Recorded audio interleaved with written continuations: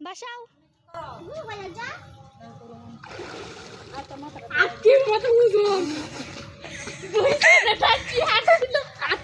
দুই জায়গাটা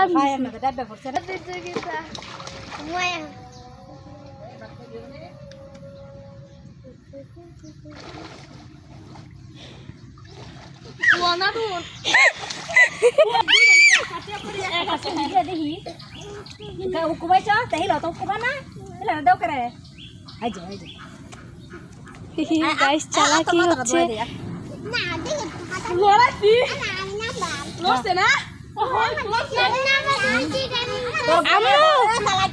আম্মু একটু লড়ছে